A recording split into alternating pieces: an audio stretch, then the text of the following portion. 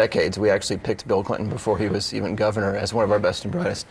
And this year we just kind of scoured, every kind of mind we could find in the world of science, politics, social activism, and this is what we came up with. And It's we start amazing. with a can cooler. This is a can of beer.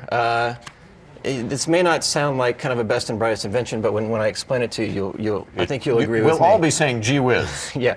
Basically, it eliminates the need for the picnic cooler. And what you do is you just twist the bottom of this can, Right. and what Bottom happens right here. is there's a gel inside this can In this portion, right? that drops to the bottom and sucks all of the heat out of whatever liquid is in the top of the can.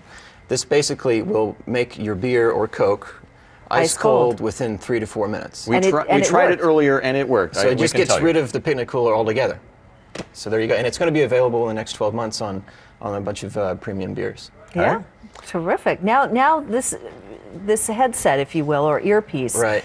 is different. I mean, everybody has to go hands-free Right. at some point. Many people can't use their earpieces or their phones and things like that in While the car. driving, right. So you've come up with it's a twist on what would be the traditional earpiece. What makes it different? Well, especially if you live in an urban area, what you realize is, everybody's walking around with these earpieces on, Right. driving with them on. It's called the Jawbone. This is called the Jawbone, and what it does is it eliminates one of the biggest problems of cell phones in general, which is background noise. Yep. Right. Background noise.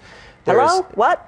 Yeah. So you don't hear the traffic in the background. You don't hear, waves crashing at the beach. If you're trying to, convince the boss you're not actually at the beach, what it does is it actually works off the vibrations of your jaw when you speak. So it's not. There is no microphone actually in the thing. It senses the vibrations, the sound waves that come through your jaw, and translates that into It kind of data. reminds me when you're on a plane and you use the phone on the plane. Right. You would think that the noise from the cabin would, But it never does. but it never right. does. Would kind of And of override course, your voice. Bill and can't it fit it doesn't. over his ear. Should have tried this beforehand, But it's shouldn't actually I? it's designed by a designer. A guy named with a Yves- much smaller ear. Yeah, Yves Behar, who actually designed a lot of pieces on the Mini Cooper Well, I can't fit it, and, but anyway, and you can get it. Birkenstocks. He's a great, fantastic designer. And it's got the mouthpiece. The whole. I mean, It's way up there. How That's old? the It's only Way thing. up there. It's really small, and it's going to be available within the next 6 to 12 months for about $150.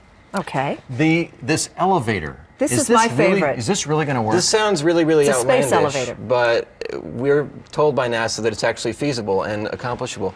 Basically, for many, many years, they've been trying to figure out a way to get all of this cargo up into space, right? So if we're going to build big space stations and build massive structures up in space, we need a way to get it there. Currently, it costs about $10,000 per pound per day to move anything up into space.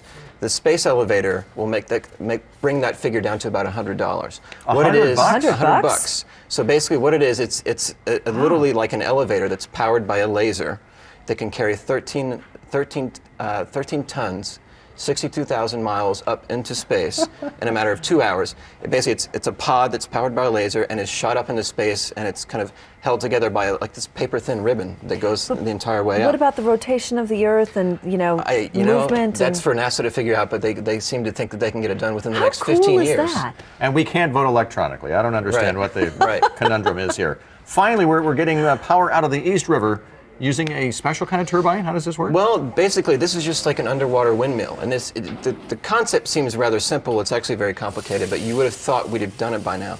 With the greater and greater need to find clean energy and renewable and sustainable energy, they found a way to basically take these turbines, which are essentially almost very similar to windmills, put them underwater and harness the power of the moon's gravitational pull on the Earth. So when the moon basically I see. pulls the water up and down as it does, and it does since the beginning of time, that generates all this energy. It's like underwater wind. Which we haven't Yeah. been using. Now they've figured out how to do it. They're actually going to be dropping a few of these prototypes in the East River within the next year, and going to be powering certain parts of Randall's Island right off Manhattan with the energy created by this.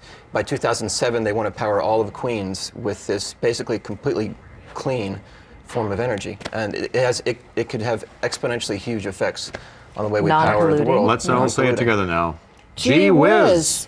I'm saying it. Chris, good to see you. Thank you. Thank you very much. A It's fun. Thanks, A Chris. lot more of that in the latest edition of Esquire magazine. That's Chris Barron, senior editor of said magazine, with Bill Murray on the cover, and says, please give this man an Oscar. That and a lot more fun. In fact, Maria's in this issue coming up She is, that's right. as well. Coming up next on